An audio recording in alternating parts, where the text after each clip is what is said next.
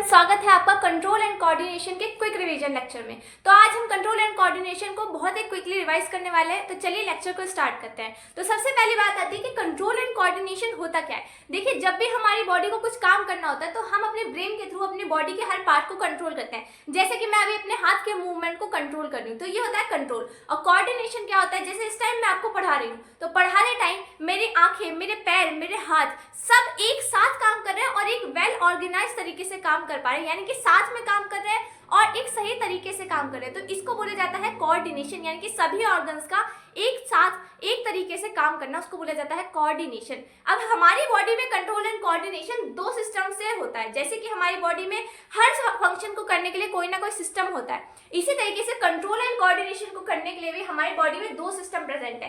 पहला है nervous system और दूसरा है हार्मोनल सिस्टम। नर्वस सिस्टम में हम न्यूरॉन्स के थ्रू, ब्रेन के थ्रू और स्पाइनल कॉर्ड के थ्रू कंट्रोल को शो करते हैं, कंट्रोल एंड कोऑर्डिनेशन को। और हार्मोनल सिस्टम में हम ग्लैंड्स और उनके हार्मोन्स के बारे में पढ़ते हैं कि किस तरीके से हार्मोन्स हमारी बॉडी में कंट्रोल एंड कोऑर्डिनेशन को शो करते हैं।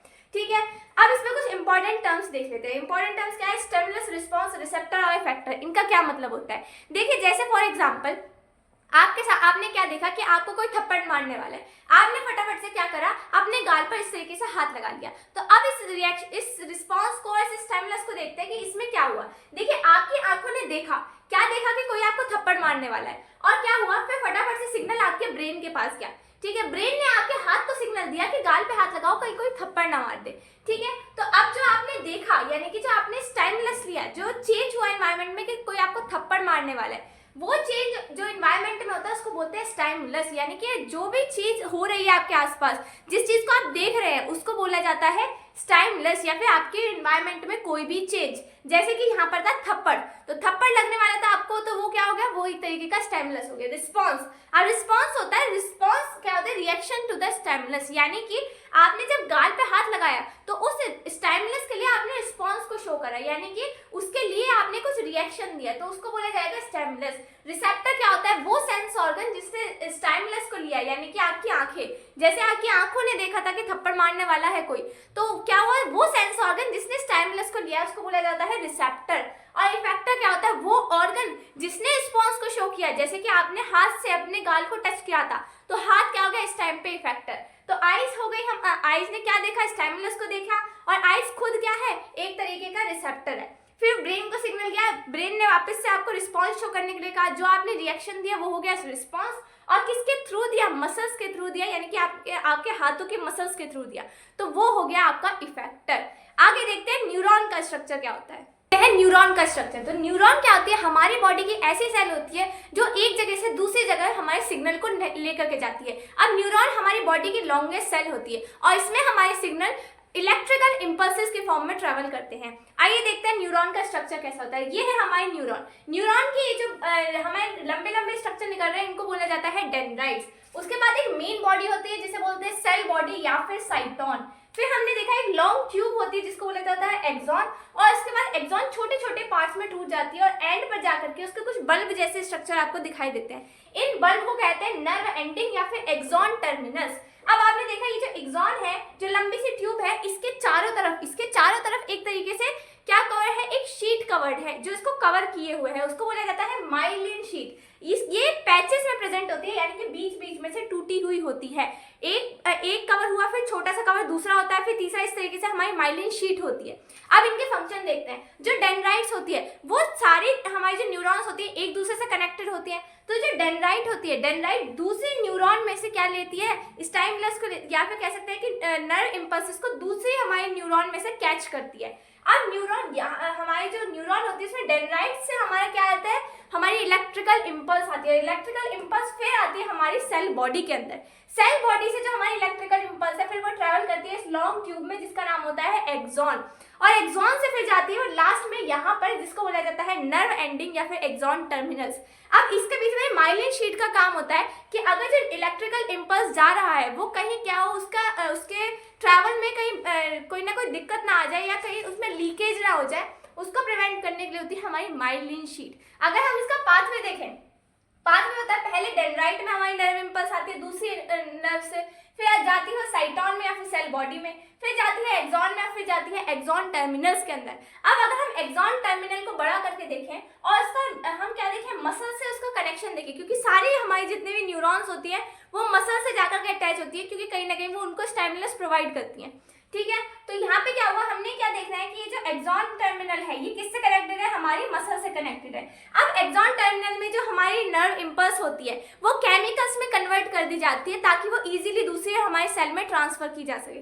यानी कि एक्सॉन टर्मिनल में आकर के हमारी जो नर्व इम्पल्स होती है उसको केमिकल में कन्वर्ट कर दिया जाता है। ये केमिकल फिर इन दोनों के बीच में जो गैप होता है इसमें छोड़ा जाता है, इस गैप को बोला जाता है साइनेप्स। साइनेप्स में हमारे केमिकल को छोड़ा जाता है और केमिकल फिर चले जाते हैं हमारी मसल के अंदर, हमारी मसल सेल के अंदर डिफ्यूज कर जाते हैं। इसी तरीके से अगर यहाँ पे मसल सेल ना होकर दूसरी नर्व इम्पल्स होते, दूसरी हमारी नर्व सेल होती, तो नर्व सेल का क्या होता, इस एक्सॉन टर्मिनल से दूसरी डेंड्राइट कनेक्टेड होती। यानी कि हमारी जो एक्सॉन है, जहाँ एक्सॉन टर्मिनल होता है वहां से दूसरे न्यूरॉन की डेंड्राइट स्टार्ट होती है।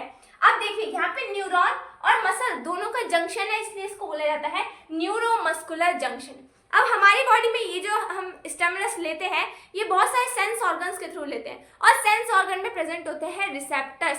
इसी तरीके के दो रिसेप्टर हमारी बॉडी में प्रेजेंट होते हैं जिनको बोला जाता है गस्टेटरी रिसेप्टर और एक को बोला जाता है ऑल्फैक्टरी रिसेप्टर। गस्टेटरी रिसेप्टर हमारे टंग में प्रेजेंट होते हैं जो हमारे को टेस्ट करवाते हैं, और जो हमारा ऑल्फैक्टरी रिसेप्टर्स होते हैं वो हमारी नोज में प्रेजेंट होते हैं और हमें स्मेल करवाने में हेल्प करते हैं। ठीक है, आइए आगे देखते हैं हमारे क्या नर्वस सिस्टम के बारे में। अब आगे देखते हैं नर्वस सिस्टम के बारे में। तो जो हमारा नर्वस सिस्टम है वो दो पार्ट्स में डिवाइडेड है, पहला है सेंट्रल नर्वस सिस्टम और दूसरा peripheral nervous system. Central nervous system में आते हैं हमारे ब्रेन और उससे जो कनेक्टेड होती है स्पाइनल कॉर्ड। स्पाइनल कॉर्ड एक तरीके से जो हमारे नर्व सेल्स हैं उनकी बहुत लंबी सी एक ट्यूब होती है जिसको हम कहते हैं स्पाइनल कॉर्ड, ये ब्रेन से कनेक्टेड होती है। पेरिफेरल नर्वस सिस्टम में सिर्फ और सिर्फ हमारे न्यूरॉन्स आती हैं। न्यूरॉन्स में दो तरीके की आती है, पहली होती है क्रेनियल नर्व्स और दूसरी होती है स्पाइनल नर्व्स। अब जो हमारा ब्रेन होता है और जिससे कनेक्टेड होते हैं स्पाइनल कॉर्ड्स, इनमें से बहुत सारी न्यूरॉन्स कनेक्टेड होती हैं। जो नर्व्स हमारे ब्रेन से अराइज हो रही हैं उनको बोला जाता है क्रेनियल नर्व्स और ये होती है 12 पेयर्स में। और वहीं जो नर्व्स हमारी स्पाइनल कॉर्ड से अराइज हो रही है उनको बोला जाता है स्पाइनल नर्व्स और ये होती है 31 पेयर्स में। पेयर्स में यानी कि दोनों तरफ से निकल रही है, पेयर में निकलती है, 31 पेयर है, 31 नंबर में नहीं है। ठीक है, अगर जो ये जो क्रेनियल नर्व्स होती है हमारे ब्रेन होती है, ब्रेन में होती है, ब्रेन से निकलती है, तो ये जो हमारे फेशियल एक्सप्रेशंस होते हैं हमारे ब्रेन से निकलने वाली क्रेनियल नर्व्स फेशियल एक्सप्रेशंस को कंट्रोल करती हैं। ठीक है, अब हमारी जो नर्व्स होते हैं क्रेनियल नर्व्स और स्पाइनल नर्व्स दोनों ही तीन तरीके की हो सकती हैं।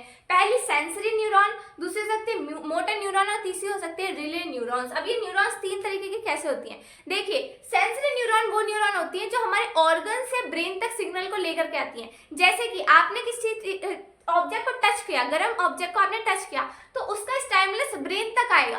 ठीक है, उसका जो सिग्नल है वो ब्रेन तक आएगा। तो जो न्यूरॉन लेकर के आएगी सिग्नल को ब्रेन तक ऑर्गन से उसको बोला जाएगा सेंसरी न्यूरॉन, और जो लेकर के जाएगी फिर रिस्पॉन्स, ब्रेन अब रिस्पॉन्स शो करेगा कि हाथ हटाओ उस गर्म ऑब्जेक्ट पे से, तो जो रिस्पॉन्स ब्रेन देगा वो भी दूसरे न्यूरॉन लेकर के जाएगी ब्रेन से हमारे ऑर्गन तक। तो जो हमारे कैरी कर रही है सिग्नल को ऑर्गन से ब्रेन तक, ऑर्गन से ब्रेन तक, उसको बोला जाता है सेंसरी न्यूरॉन, और जो ब्रेन से ऑर्गन तक सिग्नल को लेकर के जाएगी उसको बोला जाता है मोटर न्यूरॉन। और रिले न्यूरॉन क्या होते हैं, रिले न्यूरॉन वो न्यूरॉन होती है जो दोनों के बीच में प्रेजेंट होती है, यानी कि दोनों को एक तरीके से कनेक्ट कर रही है। सेंसरी न्यूरॉन जहां आ रही है बीच में उसको सिग्नल मिल रहा है और मोटर न्यूरॉन के थ्रू जा रहा है, बीच में जो न्यूरॉन्स प्रेजेंट होती है उनको बोला जाता है रिले न्यूरॉन्स। ये प्रेजेंट होती है हमारे स्पाइनल कॉर्ड्स में, हमारे ब्रेन में, ये होती है रिले न्यूरॉन्स प्रेजेंट। अब देखते हैं रिफ्लेक्स एक्शंस क्या होते हैं। अब देखते हैं कि रिफ्लेक्स एक्शंस क्या होते हैं। तो रिफ्लेक्स एक्शंस बहुत ही फास्ट एक्शंस होते हैं स्टिमुलस के लिए। जैसे कि अगर आपको अचानक से कोई तेज रोशनी आपकी आंखों में आती है तो आप एकदम से हाथ लगा लेते हैं और अपनी आंखों को बंद कर लेते हैं। तो ये एग्जांपल है रिफ्लेक्स एक्शन का। आप किसी गर्म ऑब्जेक्ट को टच करते हैं तो बहुत जल्दी से अपने हाथ को वहां से हटा लेते हैं, तो ये एग्जाम्पल है आपके रिफ्लेक्स एक्शन का। यानी कि ये ऐसे इनवॉलेंट्री एक्शंस होते हैं जो बहुत ही ज्यादा फास्ट होते हैं और हमारे कंट्रोल में नहीं होते हैं। अब ऐसे में क्या होता है, नॉर्मल कंडीशन में जो हमारा स्टिमुलस होता है वो किस तरीके से आता है, रिस्पॉन्स हम कैसे शो करते हैं। हमारे सबसे पहले जो सिग्नल होता है वो सेंसरी न्यूरॉन स्पाइनल कॉर्ड तक लेकर के जाती है, फिर स्पाइनल कॉर्ड से सिग्नल जाता है ब्रेन के पास, फिर ब्रेन वापस से सिग्नल देता है हमारे स्पाइनल कॉर्ड को और स्पाइनल कॉर्ड से जाता है फिर मोटर न्यूरॉन के थ्रू हमारा रिस्पॉन्स। ये होता है नॉर्मल कंडीशन में। लेकिन अगर रिफ्लेक्स आर्क की सिचुएशन देखें तो उसमें क्या होता है, सेंसरी न्यूरॉन हमारे सिग्नल को डायरेक्टली स्पाइनल कॉर्ड से मोटर न्यूरॉन पर भेज देती है, यानी कि हमारा सिग्नल ब्रेन के पास तक नहीं पहुंचाया जाता है। सिग्नल्स का रिस्पांस केवल और केवल स्पाइनल कॉर्ड से दिखाया जाता है और बाद में इसका ये जब रिएक्शंस हो जाते हैं इसके बाद में इसका जो सिग्नल होता है वो हमारे ब्रेन तक पहुंचता है। अब क्या कहते हैं, ये जो पाथवे है ना सेंसरी न्यूरॉन से स्पाइनल कॉर्ड और मोटर न्यूरॉन, तो इस पाथवे को बोला जाता है रिफ्लेक्स आर्क, यानी कि रिफ्लेक्स एक्शन में नर्व इंपल्स यानी कि इलेक्ट्रिकल इंपल्स का जो पाथवे होता है उसी को बोला जाता है रिफ्लेक्स आर्क। यही हम ये कह सकते हैं कि इसमें ब्रेन तक सिग्नल क्यों नहीं जाते, क्योंकि ब्रेन कहीं ना कहीं हमारा बहुत थिंकिंग वाला एक ऑर्गन है जो बहुत सोच समझ करके एक्शंस लेता है। इमरजेंसी की सिचुएशंस में रिफ्लेक्स एक्शंस होते हैं, अगर ऐसे में ब्रेन तक सिग्नल जाएगा तो वो काफी टाइम ले लेगा, जिसकी वजह से हमें कहीं ना कहीं नुकसान हो सकता है। आगे सेंट्रल नर्वस सिस्टम के अंदर पढ़ते हैं ब्रेन का स्ट्रक्चर। तो ब्रेन हमारा कवर्ड होता है एक बोनी केज के अंदर जिसको बोला जाता है क्रेनियम या फिर स्कल, और इसके चारों तरफ हमारी मेम्ब्रेन्स भी प्रेजेंट होती हैं जिनको बोला जाता है मेनिंजस मेम्ब्रेन। इन मेनिंजस मेम्ब्रेन के अंदर भी फ्लूइड प्रेजेंट होता है जिसको हम सेरेब्रोस्पाइनल फ्लूइड कहते हैं। ब्रेन के 3 पार्ट्स होते हैं, फोर ब्रेन, मिड ब्रेन और हाइंड ब्रेन। फोर ब्रेन के भी फर्दर 3 पार्ट्स होते हैं जिनको बोला जाता है सेरिब्रम, थैलेमस और हाइपोथैलेमस। इसी तरीके से हाइंड ब्रेन के भी 3 पार्ट होते हैं, पॉन्स, सेरिबेलम और मेड्यूला ऑब्लोंगेटा। अगर हम फोर ब्रेन की बात करें तो मेनली वॉलेंटरी एक्शंस को ये कंट्रोल करते हैं, जैसे कि सेरिब्रम हमारे थिंकिंग को और मूवमेंट्स को कंट्रोल करता है, साथ ही साथ सेंस ऑर्गन से हमारे जितने भी स्टिमुलस आते हैं जैसे कि टेस्ट, टच, स्मेल, इनको भी सेरिब्रम कंट्रोल करता है। उसके बाद जो हमारा हाइपोथैलेमस होता है वो हमारी भूख, प्यास और हमारे बॉडी के टेम्परेचर को कंट्रोल करता है। वही अगर हम मिड ब्रेन और हाइंड ब्रेन को देखें तो इनके मोस्टली काम हमारे इनवॉलेंटरी एक्शंस पर बेस्ड होते हैं, जैसे कि मिड ब्रेन का काम है प्यूपिल के साइज को चेंज करना, जो हमारी आई में एक छोटा सा होल होता है प्यूपिल, उसके साइज को बड़ा और छोटा करने का काम होता है मिड ब्रेन का। उसके बाद मूवमेंट ऑफ मसल्स ऑफ आई, यानी कि आईज में जो मसल्स होती हैं उनका मूवमेंट कराने में भी हमारा मिड ब्रेन हेल्प करता है। साथ ही साथ हमारे जो आई में लेंस प्रेजेंट होता है उसकी शेप को चेंज करना भी हमारे मिड ब्रेन का काम है। और हमारे हेड के और नेक के जितने भी रिफ्लेक्स एक्शंस होते हैं वो भी हमारा मिड ब्रेन देखता है। उसके बाद अगर हम हाइंड ब्रेन को देखें तो हाइंड ब्रेन में जो सेरिबेलम होता है उसका काम है हमारी बॉडी के बैलेंस बना करके रखना और हमारे बॉडी के पोस्चर को मेंटेन करके रखना। और मेडुला ऑब्लोंगेटा का काम है हमारे ब्लड प्रेशर को कंट्रोल करना, हार्ट रेट को कंट्रोल करना, साथ में वॉमिटिंग और सलाइवेशन जैसे हमारे इनवॉलेंटरी एक्शंस को कंट्रोल। अब हम पढ़ेंगे अपनी बॉडी के हार्मोनल सिस्टम के बारे में। हार्मोनल सिस्टम के अंदर हमें हार्मोन्स के बारे में और ग्लैंड्स के बारे में पढ़ना है। तो हार्मोन्स क्या होते हैं? हार्मोन्स ऐसे केमिकल्स होते हैं जो एंडोक्राइन ग्लैंड्स हमारी बॉडी में ब्लड के अंदर सिक्रीट करते हैं। हमें जो ग्लैंड्स पढ़ने हैं वो है ये वाले ग्लैंड्स। इन ग्लैंड्स में सबसे पहला ग्लैंड आता है पिट्यूटरी ग्लैंड, जिसे मास्टर ग्लैंड भी बोला जाता है। इसके 2 हार्मोन्स रिलीज होते हैं। पहला है ग्रोथ हार्मोन, यानी कि बॉडी की ग्रोथ कराने में हेल्प करता है। अगर ग्रोथ हार्मोन कम निकलता है तो लोगों की हाइट छोटी रह जाती है, यानी कि डॉर्फिज्म देखने के लिए मिलता है। साथ में स्टिमुलेटिंग हार्मोन भी रिलीज करता है जो बाकी ग्लैंड्स को कंट्रोल करता है। अगर पिट्यूटरी ग्लैंड हमारा स्टिमुलेटिंग हार्मोन रिलीज करेगा तभी बाकी के ग्लैंड्स काम करते हैं, नहीं तो ये अपना सिक्रीशन करना भी बंद कर देते हैं। इसलिए ये अदर ग्लैंड्स को भी कंट्रोल करने का काम करता है। दूसरा ग्लैंड आता है हमारा थायराइड ग्लैंड। थायराइड ग्लैंड हमारे थ्रोट में प्रेजेंट होता है। ये रिलीज करता है थायरॉक्सिन हार्मोन, और थायरॉक्सिन हार्मोन हमारी बॉडी में मेटाबॉलिज्म को, यानी कि हमारी बॉडी में चल रही एक्टिविटीज यानी कि रिएक्शंस के रेट को कंट्रोल करता है। किसके? कार्बोहाइड्रेट्स के, प्रोटीन के, फैट्स के, यानी कि कार्बोहाइड्रेट, प्रोटीन और फैट्स के बनने और टूटने को ये कंट्रोल करता है कि किस रेट से वो बनेंगे और टूटेंगे हमारी बॉडी के अंदर। साथ में क्या करता है, जब मेटाबॉलिक रेट को कंट्रोल करता है तो हमारी बॉडी के अंदर इस वजह से एक बैलेंस्ड ग्रोथ को भी ये कंट्रोल करता है। ये जो थायरॉक्सिन हार्मोन होता है ये आयोडीन की प्रेजेंस में काम करता है। अगर हमारी बॉडी में आयोडीन की कमी होगी तो हमारी बॉडी में गॉइटर नाम की डिजीज हो जाती है, जिसमें कि हमारा नेक जो है वो स्वेल हो जाता है।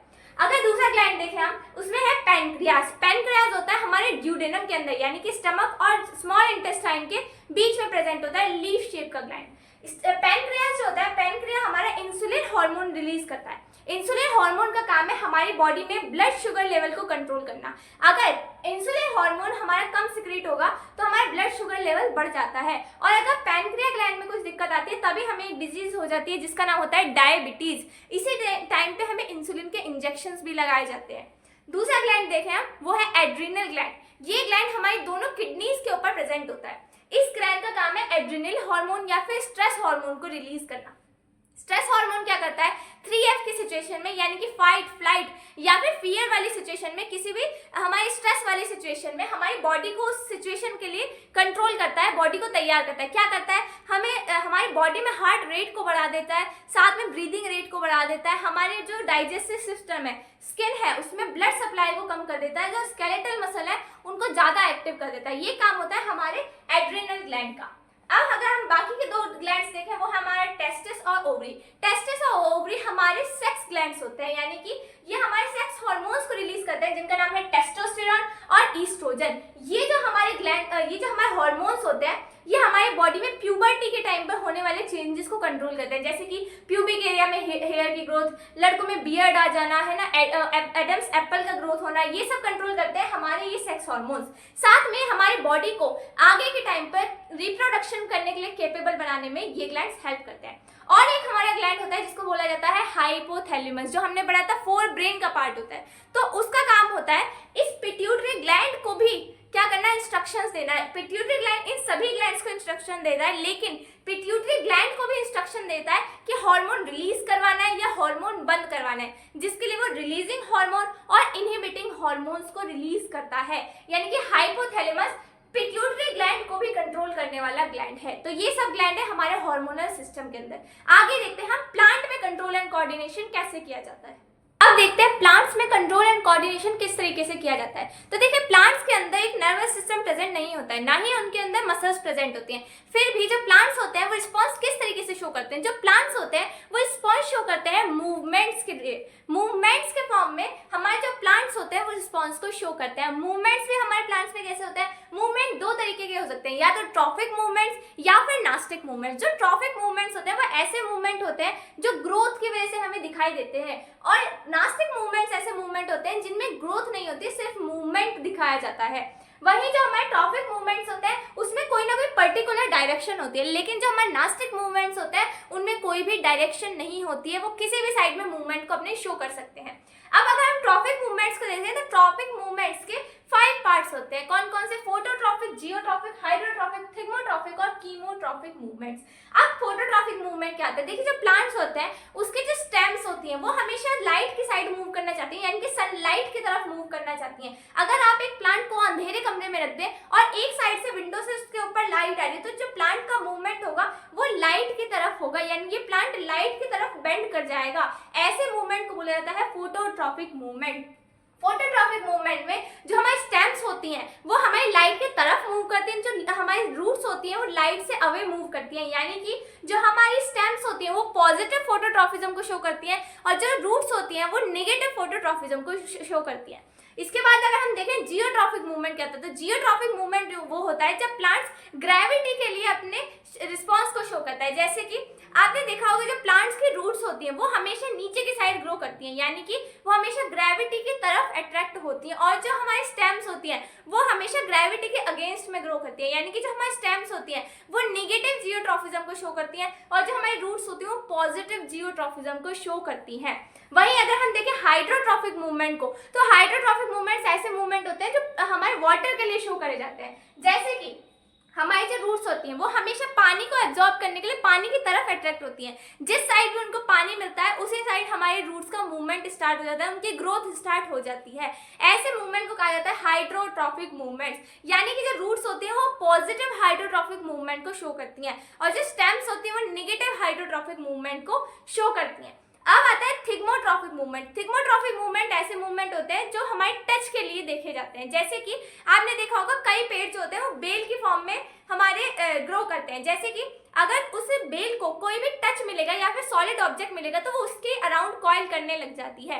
ऐसे मूवमेंट्स को बोला जाता है थिग्मोट्रॉफिक मूवमेंट, यानी कि किसी सॉलिड ऑब्जेक्ट के टच करने पर जो मूवमेंट दिखाई दे रहा है उसको बोल रहे हैं हम थिग्मोट्रॉफिक मूवमेंट। इसमें एग्जांपल आता है टेंड्रिस की ग्रोथ का, यानी कि वो जो आप पतली पतली स्टेम्स देखते हैं उन्हीं को टेंड्रिस बोला जाता है जब वो उसके साइड में कॉइल कर जाते हैं सॉलिड ऑब्जेक्ट के।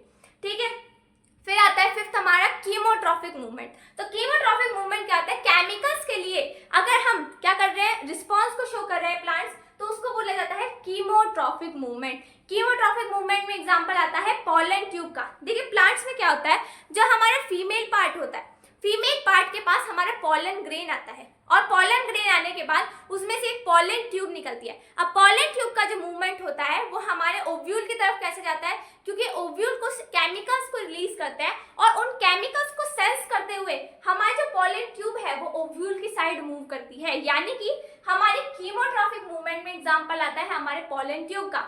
पॉलन ट्यूब जो होता है वो पॉजिटिव कीमोट्रॉफिक मूवमेंट को शो करता है। वहीं अगर हम देखें कि नास्टिक मूवमेंट्स में एग्जांपल क्या आता है, नास्टिक मूवमेंट में एग्जांपल आता है फोल्डिंग ऑफ लीव्स ऑफ छुई मुई प्लांट। छुई मुई का प्लांट कैसा होता है, उसके लीव्स को जैसे ही आप टच करते हैं तो उसके लीफ फोल्ड होनी स्टार्ट हो जाती है। क्यों हो जाती है, क्योंकि उसके जो स्टेम होती है उसके बेस पर एक पार्ट प्रेजेंट होता है जिसको बोला जाता है पल्विनस। पल्विनस के अंदर वाटर स्टोर होता है। जैसे ही आप प्लांट को टच करते हैं छुई मुई को तो ये वाटर निकल करके सारी स्टेम्स में और लीव्स में चला आता है और लीव्स भारी होने की वजह से फोल्ड हो जाती हैं।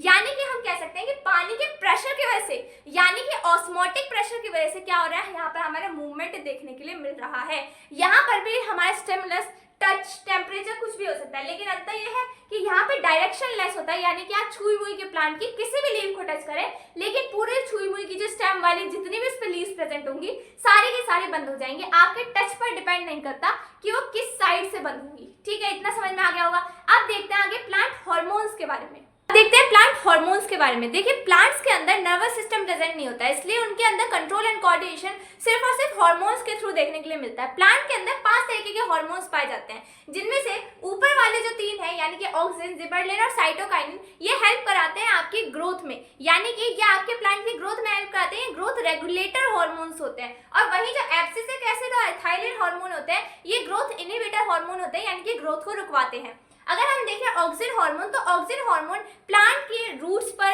और स्टेम की टिप पर प्रेजेंट होते हैं। यानी कि ये टिप पर प्रेजेंट होते हैं, यानी कि बिल्कुल टॉप पार्ट पर प्रेजेंट होते हैं और ये ग्रोथ करवाने में हेल्प करते हैं। ग्रोथ भी किसकी, जैसे कि टेंड्रल्स की आपने अभी ग्रोथ देखी थी कि टेंड्रल्स कॉइल कर जाती है सॉलिड ऑब्जेक्ट के, तो वो जो हमने मूवमेंट देखा था, जो ग्रोथ देखी थी वो थी ऑक्सिन हार्मोन की वजह से। वहीं हमने ये भी देखा था कि प्लांट्स जो होते हैं वो लाइट की तरफ बेंड हो जाते हैं, स्टेम्स प्लांट के लाइट की तरफ बेंड हो जाती हैं। तो वो लाइट की तरफ बेंड होना यानी कि जो फोटोट्रॉपिक मूवमेंट हमें देखने के लिए मिल रहा था वो भी ऑक्सिन हार्मोन की वजह से देखने के लिए मिलता है। वहीं जो जिबरलिन एसिड होता है, जिबरलिन क्या करता है, ये हमारे सीड जो होता है उसकी डोरमेंसी को ब्रेक करने में हेल्प करता है और ये भी हमारी ग्रोथ में हेल्प करता है। साइटोकाइनिन, साइटोकाइनिन वर्ड बना है 2 वर्ड से मिलकर, कौन सा, साइटो प्लस काइनिन। साइटो का मतलब होता है सेल और काइनिन का मतलब होता है डिवीजन। यानी कि जो हार्मोन सेल डिवीजन करवा रहा है प्लांट के अंदर उसको बोला जाता है साइटोकाइनिन। और ये ऐसे पार्ट्स में प्रेजेंट होता है जहां पे सेल डिवीजन यानी कि रैपिड ग्रोथ की ज्यादा जरूरत होती है, जैसे कि फ्रूट के अंदर, रूट्स के अंदर, सीड के अंदर, इसमें साइटोकाइनिन ज्यादा मात्रा में प्रेजेंट होता है। और बाकी अगर हम 2 देखें, एब्सिसिक एसिड और एथाइलिन। एब्सिसिक एसिड करवाता है विल्टिंग ऑफ लीफ और साथ में ये पत्तियों को झड़वाने का काम करवाता है, यानी कि पेड़ को बूढ़ा बनाता है। साथ में क्या करता है, जो लीव्स के ऊपर स्टोमेटास होते हैं उनको बंद करवाने का भी हेल्प करता है। यानी कि स्टेम के जो हमारी लीफ होती है उसके ऊपर जो पोर्स प्रेजेंट होते हैं उनको बंद करवा देता है, जिसकी वजह से एक्सचेंज नहीं हो पाता और फाइनली प्लांट क्या होता है, मर जाता है। अगर हम इथाइलिन हार्मोन देखें तो इथाइलिन हार्मोन को हम ये कह सकते हैं कि वो ग्रोथ रेगुलेटर भी होता है लेकिन ग्रोथ साथ में इनहिबिटर भी होता है। क्यों, क्योंकि इथाइलिन हार्मोन क्या करवाता है, पहली बात तो फ्रूट को पकाने में हेल्प करता है, तो ये क्या हो गया, ये एक तरीके से ग्रोथ हो गई। लेकिन क्या करता है, इथाइलिन हार्मोन हमारे पेड़ को बूढ़ा करवाने में यानी कि पत्तियों को झड़वाने में भी हेल्प करता है। ये इथाइलिन हार्मोन जो होता है ये अकेला ऐसा हार्मोन होता है जो गैसियस फॉर्म में मिलता है, यानी कि it is the only gaseous hormone. बाकी सारे हार्मोन गैसियस हमारे फॉर्म में नहीं मिलता है, लेकिन इथाइलिन हार्मोन हमारा गैसियस फॉर्म में मिलता है। तो ये हो गया हमारा प्लांट हार्मोन और यहीं पर होता है हमारा चैप्टर खत्म। ठीक है, तो ये आपको क्विक रिवीजन कैसा लगा एक बार कमेंट में अपना फीडबैक जरूर देके जाइएगा। Thank you very much.